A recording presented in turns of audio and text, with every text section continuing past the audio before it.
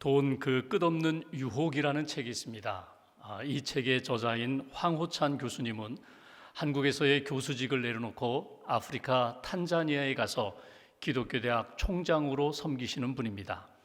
돈, 그다음에 명예, 그다음에 사람들로부터 받는 그 칭찬 다 내려놓고 선교사적인 삶을 사시는 분인데, 이분이 그 책에 보면은 돈에 대한 잘못된 생각, 오해들이 있다. 그리고 돈에 관련된 유혹을 우리가 받고 있다. 기독교인은 돈에 대하여 바른 생각을 해야 되고, 또 돈에 관련된 모든 유혹들을 잘 이기며 살아갈 때 하나님 앞에 건강한 신앙인으로, 하나님 앞에 쓰임받는 신앙인으로 살아갈 수 있다. 그렇게 해서 쓰신 책입니다. 여러분은 돈 때문에 거짓말을 한 적이 있습니까? 여러분은 돈에 대한 유혹을 받을 때마다 여러분들은 어떻게 그 유혹을 이겨나가십니까? 오늘 성경에는 사도행전 5장에 참 가슴 아픈 사건을 우리가 만나게 됩니다. 초대교회 안에 하나님 앞에 헌신하는 그 부부가 속이고 감추고 거짓말함으로 하나님 앞에서 심판받는 그런 가슴 아픈 사건입니다. 이 사건을 통하여 우리를 향한 하나님의 뜻이 무엇인지, 오늘 우리가 이 말씀을 통하여 다시 한번 돌아보고 점검하면서 하나님 앞에 세워야 할 믿음의 교훈은 무엇인지 다시 한번 말씀 앞에서 하나님의 음성을 들을 수 있기를 주님의 이름으로 기원합니다. 먼저 본문 1절 2절 말씀 제가 보겠습니다. 아나니아라 하는 사람이 그의 아내 삽비라와 더불어 소유를 팔아 그 값에서 얼마를 감추매 그 아내도 알더라. 얼마만 가져다가 사도들의 발 앞에 두니. 3절 같이 봉독합니다. 베드로가 이르되 아나니아야, 어찌하여 사탄이 내 마음에 가득하여 내가 성령을 속이고 땅값 얼마를 감추었느냐. 여기 보시면 2절 3절 반복된 단어 하나가 나옵니다. 그건 뭐냐면 감춘다는 단어입니다. 감추었느냐. 여기 감춘다는 이 말이 원문대로 직역한다면 자기 몫을 떼어 놓았다, 자기 몫을 챙겨두었다, 그런 의미입니다. 그러니까 상황은 이런 거예요. 아나니아 삽비라가 자기 땅을 팔아 그 소유를 하나님 앞에 드리겠습니다, 그렇게 만천하에 알립니다. 이것이 내 땅 판 전부입니다. 그런데 다 드린다고 그렇게 나타내는데 실제로는 얼마를 감추어 두었다는 거예요. 그것이 반인지 10분의 1인지 정확히는 모르지만 일부는 감추어 두고 일부만 하나님 앞에, 사도들 발 앞에 두었다는 것입니다. 여기서 우리가 오해하지 말아야 합니다. 하나님은 전부를 원하시니까 땅을 팔았으면 그 소유의 모든 것을 하나님 앞에 바쳐야 되는데 일부만 바쳤기 때문에 벌 받았다? 그거 아닙니다. 여기에서 중요한 포인트는 무엇인가 하면, 그가 일부는 감추고 마치 사람들에게 전부인 것처럼 그렇게 속이면서 하나님 앞에 드렸기 때문에, 거짓말했기 때문에 그 속임이 죄가 된다는 것입니다. 여러분, 이런 사건은 구약에도 비슷한 사건이 있어요. 여호수아에 보면은 이스라엘 백성들이 애굽에서 나와 광야 40년을 지나가 가나안 땅에 들어갔습니다. 처음 만난 도성이 여리고 도성이에요. 도저히 넘어갈 수 없는 도성, 무너뜨릴 수 없는 도성. 근데 하나님이 무너뜨려 주셨어요. 하루에 한 바퀴씩 돌고 7번째 날 7바퀴 돌고 나팔을 불고 외치면서 하나님이 그 성을 무너뜨려 주셨어요. 그리고 하나님이 말씀하십니다. 아무것도 손대지 말라, 전리품으로 삼지 말아라, 탐내지 말아라. 그런데 아간이라는 사람이 그 여리고 도성 안에 있는 물건 가운데 외투 한 벌, 은 200세겔, 금 한 덩이를 몰래 취하여 감추어 두었다는 거예요. 시간이 지났습니다. 여리고 도성 전쟁에서 이기고 아이성이라는 작은 전쟁에 참여했는데 이스라엘 백성들이 패했어요. 많은 사람이 죽었어요. 왜 우리가 이 전쟁에서 패했는가? 하나님이 그때 말씀하십니다. 아간의 범죄 때문이다. 아간이 하나님을 속이고 물건을 감추었기 때문에, 하나님이 모두 진멸하라고, 손대지 말라고 했는데 하나님의 말씀을 거역하고 손대었기 때문에 오늘 아이성 전투에서 패하게 된 것이다. 여러분 한번 보십시오. 여호수아서에 나오는 사건과 사도행전에서 나오는 이 사건이 유사한 이유가 무엇입니까? 오늘 구약의 여호수아의 그 가나안 땅에서의 사건은요, 새 시대를 열어가는 사건입니다. 광야 시대가 끝나고 이젠 가나안 시대로 시작하는 그 사건입니다. 사도행전의 사건은 어떤 사건입니까? 성령의 시대가 열렸어요. 교회의 시대가 열렸어요. 성령 충만한 그 새로운 시대에 아나니아 삽비라의 사건을 통하여 교회 공동체가 가슴 아픈 일을 겪었다는 것입니다. 공통점이 무엇입니까? 얼마를 감추었다는 거예요. 아간도 감추고 아나니아 삽비라도 땅에 판 일부를 감추어둔 사건. 그런데 가장 중요한 것은 뭐냐면 하나님을 속였다는 거예요. 하나님을 속인 것 때문에 하나님이 그들을 심판하신 사건이다. 오늘 이 사건을 통하여 우리에게 주시는 메시지가 무엇일까? 아나니아 삽비라 통해서 이 말씀의 거울 앞에 나를 돌아보면서, 우리 가정을 돌아보면서, 우리 교회를 돌아보면서 하나님이 주시는 메시지가 무엇일까? 첫 번째 메시지, 하나님을 속이지 말라는 거예요. 하나님을 두려워하는 인생이 되라는 거예요. 하나님을 두려워하지 않으니까 하나님을 속이고 감추고 거짓으로 하나님 앞에서 서 있는 인생, 하나님이 심판하신다는 사실을 우리가 오늘 본문에서 보게 됩니다. 오늘 속였다, 거짓말을 했다. 4절에 보면은 사람들을 속인 것이 아니라 하나님께 거짓말했다, 하나님을 속였다고 말씀합니다. 3절에 보시면 내가 성령을 속이고 성령을 속였다고 말씀해요. 근데 3절에 보시면 중요한 단어가 하나가 나옵니다. 그건 뭐냐면 사탄이 내 마음에 가득하여. 지금 초대교회 안에, 예루살렘 교회 안에 성령이 충만한 이때에, 교회 안에, 가정 안에, 심령 안에 성령이 충만한 이때에 아나니아와 삽비라의 마음은 무엇이 충만했다고요? 사탄이 충만했다는 거예요. 사단이 주는 생각, 사단이 주는 마음이 충만하게 되니까 성령을 속이고 결국 이렇게 감추고 하나님 앞에서 죄를 짓는 그런 역사가 나타나게 되었다. 여러분, 우리가 하나님을 두려워하지 않으면요, 자연히 하나님의 생각보다는 세상의 생각, 하나님의 마음보다는 인간적인 마음이 우리 안에 지배하기가 쉬워요. 성령이 우리를 다스려야 되는데 사단이 다스리니까 끊임없이 사단이 던져주는 생각 가운데 인간적인, 물질적인 땅에 대한 생각을 하게 되니까 오늘 아나니아 삽비라처럼 감추고 그리고 전혀 그렇지 않은 것처럼 속이는 그런 모습으로 나타나게 된다는 것입니다. 무엇이 가득한가? 내 마음 가운데, 내 생각 가운데, 우리 가정 가운데, 우리 교회 가운데 성령이 충만함으로 가득한가? 아니면 사단의 마음과 생각이 가득한가? 한 번쯤 돌아보셔야 한다는 것입니다. 거슬러 올라가 볼까요? 창세기에 보면은 하나님이 세상을 창조하실 때 에덴 동산을 지으시고 아담과 하와를 창조하셨습니다. 그리고 말씀하셨어요. 에덴 동산에 있는 모든 것 따먹어도 좋은데 선악을 알게 하는 나무는 먹지 말아라. 먹는 날에는 반드시 죽으리라. 아담이 듣고 하와가 들었습니다. 그런데 하와가 선악과 주변을 계속해서 맴도는 거예요. 그리고 선악과를 바라보니까 먹음직스럽고 보암직스럽고 지혜롭게 할 만큼 탐스러웠어요.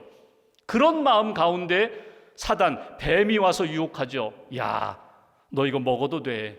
너 먹는 날에는 눈이 밝아져. 하나님처럼 되는 거야. 하나님의 말씀은 무엇이었다고요? 먹으면 반드시 죽으리라. 근데 사단은 무엇을 이야기합니까? 먹어도 죽지 않아. 하나님처럼 돼. 하나님의 말씀과 사단의 말이 충돌하는 거예요. 그때 여러분 어떻게 해야 돼요? 하나님의 말씀을 다시 채워야 돼요. 하나님의 말씀을 붙잡아야 돼요. 근데 하와는 어떻게 했다고요? 그것을 자기가 먹고 아담에게 주어서 먹게 했습니다. 그리고 그들이 숨었어요. 자신의 몸을 감추었어요. 아담아 어디 있느냐? 제가 벗었으므로 숨었습니다. 벗어서 숨은 것이 아니죠. 죄를 지어서 숨은 거죠. 여러분 보십시오. 아담의 범죄, 아간의 범죄, 그리고 아나니아의 범죄, 여러분 다 같은 맥락이에요.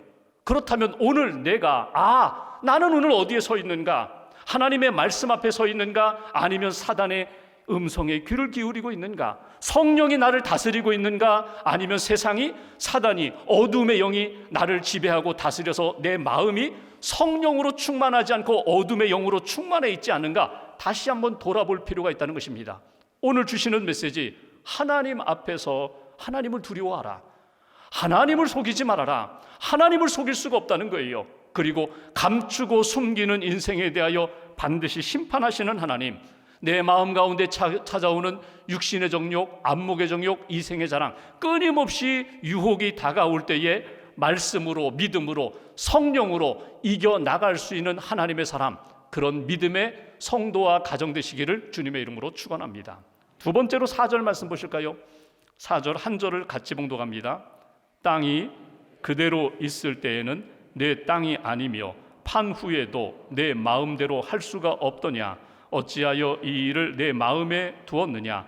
사람에게 거짓말한 것이 아니요 하나님께로다. 아멘. 여기 보시면 마음이라는 말이 두 번 나와요. 보십시오. 땅이 그대로 있어요. 땅을 팔기 전에 가졌던 아나니아의 마음과 땅을 판 다음에 아나니의 마음 가운데 일어난 마음이 변했다는 거예요. 바뀌었다는 거예요. 변질되었다는 거예요. 왜 내 마음이 이렇게 바뀌었느냐? 내 마음대로 할 수가 없더냐? 그 마음을 지킬 수가 없더냐? 오늘 거기에 대한 책망을 우리가 듣게 됩니다. 이것이 무엇입니까? 오늘 자기의 생각, 자기의 마음이 바뀌었어요. 어떻게 바뀌었어요? 땅을 팔기 전과 판 후의 마음이 바뀌었어요. 믿음에 대한, 계획에 대한, 물질에 대한, 명예에 대한, 경건에 대한 마음이 바뀌었다는 거예요. 마음이 바뀌었다는 것은 무엇입니까? 마음, 내 자신이 바뀌었다는 거예요. 내 자신이 속았다는 거예요. 너 자신에게 속았다는 거예요. 내 중심을 잃어버렸다. 내 마음을 잃어버렸다. 내 믿음을 잃어버렸다. 내 양심을 잃어버렸다. 이것이 오늘 베드로의 지적이거든요. 그러니까 너는 왜 마음을 끝까지 지키지 못했느냐? 그 믿음으로, 마음으로 하나님의 뜻을 끝까지 이루지 못했느냐? 이 책망을 통하여 우리에게 주시는 메시지가 있어요. 너 자신을 속이지 말아라. 내 마음을 지켜야 되는데 왜 내 마음을 지키지 못했느냐? 왜 너 자신을 잃어버렸느냐? 믿음과 마음 잃어버렸느냐? 이 책망을 우리가 듣게 됩니다. 여러분, 마음을 지킨다는 것, 여러분 상황이 바뀌고 그리고 우리의 시대가 바뀐다 할지라도 하나님이 내게 주신 첫 마음, 첫 믿음, 첫 사랑 잃어버리지 말아야 되는데 그 마음을 지키면서 하나님 앞에서 믿음의 길을 걸어가야 되는데 왜 변질되었느냐? 이 책망입니다. 오늘 이 말씀을 보면서 왜 아나니아와 삽비라의 마음이 바뀌었을까? 여러분, 여러 가지로 우리가 추측해 볼 수가 있어요. 그 중에 대표적인 것 하나는 여러분, 아나니아와 삽비라가 이렇게 자기의 땅을 팔아서 일부를 내가 하나님 앞에 드리겠다고 했던 이 동기가 어디서부터 시작되었는가? 4장에 나오는 바나바 때문에 그렇거든요. 요셉이라는 사람이 땅을 팔아 전부를 다 사도들 발 앞에 드렸습니다. 하나님 앞에 드렸어요. 그러니까 존경을 받아요, 칭찬을 받아요, 영향력이 생겨요. 아나니아 삽비라의 마음 가운데도 우리도 한번 해볼까? 우리도 한번 인정받을까? 우리도 한번 칭찬받아볼까? 어찌 보면 경쟁과 시기심 때문에 시작되었는지 모릅니다. 인간적인 마음으로 시작되었는지 몰라요. 성령이 주시는 마음을 따라 했더라면 참 좋았을 텐데 인간적인 마음으로, 시기의 마음으로 시작하니까 모양은 똑같아요. 한번 보십시오. 바나바가 소유를 팔아서 전부를 사도들 발 앞에 둔 모습이나 아나니아 삽비라가 땅을 팔아서 일부는 감추고 이거 전부입니다, 사도들 발 앞에 내려놓는 모습이나 인간적인 눈으로 보면 똑같아요. 닮은 꼴이에요. 그런데 하나님은 무엇을 보셨다고요? 중심을 보셨다는 거예요. 내 마음이 바나바의 마음이 아니라는 거예요. 내 마음은 여전히 인간적인 마음이고 첫 마음이 아니라 변질된 마음으로 내가 내 앞에 섰구나. 그것에 대하여 하나님이 책망하시는 것을 보게 됩니다. 여러분, 신앙생활하면서 믿음을 지키고 마음을 지키고 신앙적 양심을 지키고 나 자신을 하나님 앞에 반듯하게 세우는 것, 날마다 점검해야 할 부분이에요. 사람들 앞에 여러분 그럴듯하게 말하면서 그냥 속아 넘어갈 수 있어요. 아니, 속일 수가 있어요. 사람들은 몰라요. 내 마음을 몰라요. 근데 하나님은 보고 아신다는 거예요. 어떤 남자분이 낚시를 좋아하는데 주말마다 낚시를 갑니다. 가서 물고기를 잡아오면 아내가 요리를 해서 그날 주말 저녁에 먹거든요. 근데 사실은 혼자 가니까 아내가 투덜거릴 때가 많고 잔소리할 때가 많아요. 낚시에 갔어요. 낚시터에 가서 낚시를 하루 종일 낚시했는데 물고기를 잡지 못했어요. 한 마리도 잡지 못했어요. 집에 빈 이 통을 들고 오자니 또 바가지 긁을 것 같아요. 잔소리 들을 것 같아요. 그래서 시장에 가서 횟집에 갔어요. 그리고 횟집에 가서 주인에게 값을 지불하고 생선 3마리 물고기를 삽니다. 주인에게 부탁을 합니다. 주인님, 제가 돈 넉넉히 드릴 테니까 한 가지 부탁 들어주세요. 뭐예요? 거기서 여기로 그 살아있는 생선을 던져주세요. 그럼 제가 받겠습니다. 좀 이상하잖아요. 그렇게 하겠다고 생선을 던져줍니다. 1마리 물통에 넣어요. 2마리, 3마리 물통에 넣어서 집에 들고 왔어요. 아내가 투덜거리면서 이렇게 맞이하는데 아이고 물고기 싱싱한 물고기 3마리나 잡아왔어요. 그거 가지고 요리를 합니다. 그리고 묻습니다. 여보 이거 당신이 잡은 거 맞아? 그렇지, 내 손으로 잡았어. 내 손으로 잡은 물고기야. 맞지요? 자기 손으로 잡았으니까 거짓말 아니죠. 그런데 마음은 잃어버렸어요. 중심은 잃어버렸어요. 자기 자신을 속인 거예요. 여러분, 우리가 이렇게 살 때가 많아요. 틀린 말 아니에요. 거짓말 아니에요. 그런데 실제로는 양심을 잃어버렸어요. 거짓 가운데 다른 사람을 속이고, 아니 나 자신을 속이면서 살아갈 때가 많이 있다는 거예요. 오늘 이 모습 가운데 아나니아가 사도들 발 앞에 내려놓으면서 솔직하게 제가 땅을 팔았습니다. 근데 일부는 제가 쓰려고 두고 일부만 하나님 앞에 드리고자 합니다. 사도들 발 앞에 내려놓았다면 베드로가 책망했을까요? 아닙니다. 일부 10분의 1이든지 아니면 20분의 1이든지 절반이든지 하나님을 사랑하는 마음으로 내가 헌신하면서 드립니다. 베드로가 아나니아와 삽비라에게 축복기도 했을 거예요. 이 귀한 헌신 하나님 받아달라고, 하나님을 사랑하는 이 마음을 받아달라고. 여러분, 그런데 아나니아 삽비라가 어떻게 했다고요? 자기를 속이고 다른 사람을 속이고 하나님을 속이면서 이렇게 헌신한 것에 대하여 하나님이 책망하셨다는 거예요. 분명한 것은 여러분, 거짓과 속임은 자기 자신을 파괴하는 일이라는 사실을 여러분 놓치지 마셔야 돼요. 다른 사람을 속이는 것, 나 자신을 속이는 것, 이것이 결국 파멸에 이르게 된다는 사실. 아브라함 링컨이 이런 유명한 이야기를 했습니다. 링컨은 정직한 대통령이었거든요. 그는 이렇게 얘기합니다. 거짓은 사람들을 잠시는 속일 수는 있을지 모른다. 그러나 자신을 속일 수는 없다. 다른 사람을 잠시 속일 수는 있지만 자신을 속일 수는 없다. 자기 자신도 속을 때가 있어요. 아니 자기 자신도 속으면서 넘어갈 때가 있어요. 그러나 언젠간 다 드러나게 됩니다. 나 자신을 속인 것도 드러나고 다른 사람을 속인 것도 다 드러나게 된다. 그러므로 오늘 주시는 메시지, 너 자신을 속이지 말아라. 하나님 앞에 정직하라. 내 마음과 믿음을 지켜라. 양심을 지켜라. 이 말씀 붙잡고 하나님 앞에서 정직함으로, 하나님 앞에서 거룩함으로 살아가는 저와 여러분 되시기를 주님의 이름으로 기원합니다. 마지막 한 가지 7절 8절 말씀 보실까요? 제가 7절 보겠습니다. 3시간쯤 지나 아나니아가 죽습니다. 그리고 아내가 몰라요. 삽비라가 모르는 상태에서 3시간 후에 베드로에게 나왔다는 것입니다. 3시간쯤 지나 그의 아내가 그 일어난 일을 알지 못하고 들어오니 베드로가 이르되 그 땅 판 값이 이것뿐이냐 내게 말하라 하니 이르되 예 이것뿐이라 하더라. 9절 같이 봉독하겠습니다. 베드로가 이르되 너희가 어찌 함께 꾀하여 주의 영을 시험하려 하느냐. 보라 내 남편을 장사하고 오는 사람들의 발이 문 앞에 이르렀으니 또 너를 메어 내가 하리라 하니. 여기 보면 참 가슴 아픈 사건이 또 한 번 일어나는 것을 보게 됩니다. 여기 주목할 것은 너희가 어찌 함께 꾀하여 라고 되어 있어요. 함께 꾀하여. 함께라는 것은 무엇입니까? 부부 공동체인데, 가정 공동체인데, 하나님이 부부로 공동체 이루게 하신 것은 혹이라도 한 사람이 잘못된 생각하고 잘못된 기록을 할 때 여보 아니죠, 이거 아니죠, 정신 차려야죠, 이거 하나님의 뜻 아니죠, 하나님의 마음 아니죠, 붙들어주고 돌아오도록 부부 공동체를 만들어 주셨는데 어찌 둘이 함께 꾀하여 악한 길, 죄의 길을 걷게 되었는가. 9절 보십시오.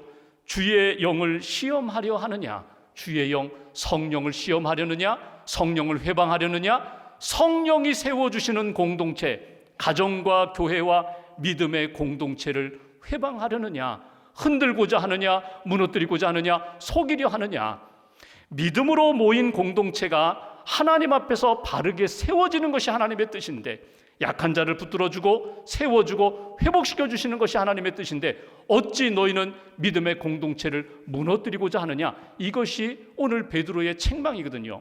여기서 우리에게 주시는 세 번째 메시지가 있어요. 하나님이 세워주신 공동체, 우리에게 허락하신 성령 공동체를 속이지 말라.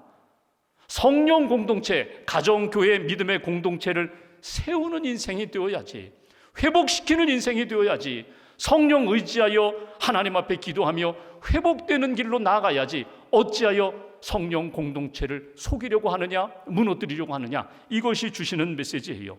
여러분, 주의 영이 임한 곳에 반드시 하나님의 회복의 역사가 나타나거든요.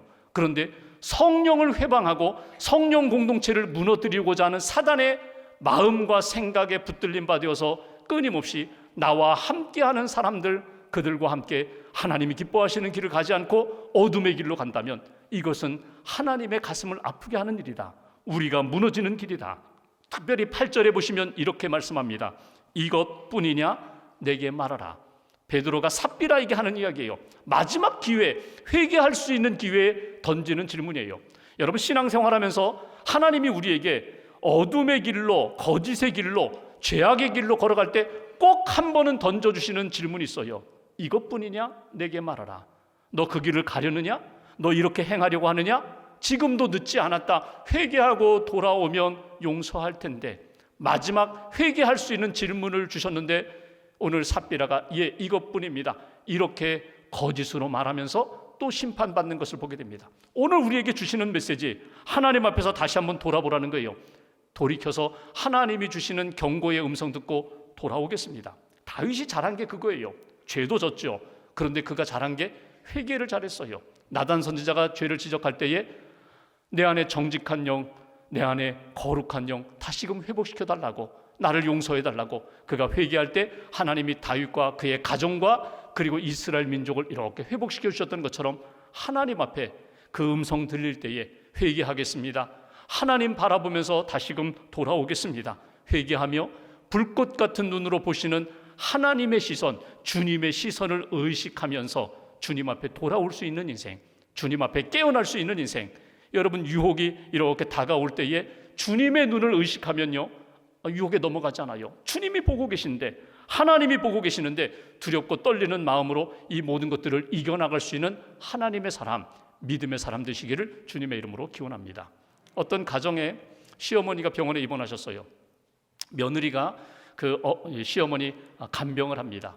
한 2, 3일에 한 번씩 그 어머니 소변을 받아서 검사실에 갖다 줘요. 그럼 소변 검사를 하고 약물 조절도 하고 치료도 하는데 어느 날 어머니 소변을 받아가지고 검사실에 가다가 그만 소변을 엎질렀어요. 다 쏟았어요. 어머니에 가서 다시금 소변을 받아야 되는데 불편하기도 하고 또 꾸중 들을 것 같기도 하고, 그래가지고 이 며느리가 자기 소변을 담아가지고 검사실에 넘겼어요.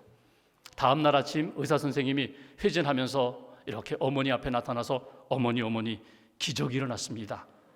어머니가 이제 내가 다 고침 받았나 보다, 퇴원해도 되는가 보다 너무 기뻐서 얼굴이 환한데 그 다음 의사 선생님 말을 듣고 기절하셨다는 거예요. 그 다음 의사 선생님 말씀이 어머니 축하드립니다. 임신하셨습니다. 그냥 이야기거든요. 근데 그 이야기 마지막에 이렇게 글로 맺습니다. 거짓은 순간적으로는 기적을 낳는 것 같지만 결과는 기절을 낳는다. 여러분, 살다 보면은 슬쩍 넘어가고 싶은 때가 있어요.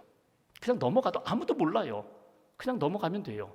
그런데 거짓은 반드시 기적을 낳는 것 같지만, 그게 은혜인 것 같지만 기절을 낳는다. 하나님의 심판이 있다는 사실이 오늘 말씀을 통해서 우리가 꼭 붙잡아야 할 내용입니다. 하나님의 시선을 의식하세요. 하나님이 보고 계신다. 하나님이 듣고 계신다. 하나님이 알고 계신다. 그래서 하나님을 두려워하면 성령의 다스림을 받게 돼요.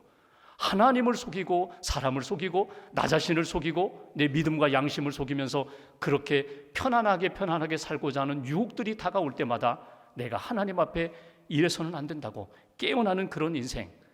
우리가 돈의 유혹에 늘 노출되어 있는데, 거짓의 유혹에 늘 노출되어 있는데 그 속임에 빠질 때마다 다시금 회개하며 돌아올 수 있는 그런 인생, 그리고 하나님의 시선 앞에서 늘 깨어서 두렵고 떨리는 마음으로 경건한 모습으로 하나님 앞에 살아갈 수 있는 인생, 그런 인생 하나님 기뻐하시고 그런 인생을 통하여 믿음의 공동체를 아름답게 세워가신다. 다시 한번 하나님 앞에, 말씀 앞에서 우리 자신을 돌아보며 거룩하고 진실된 인생으로, 정직한 인생으로 하나님 앞에서 살아가시기를 주님의 이름으로 기원합니다. 기도하겠습니다.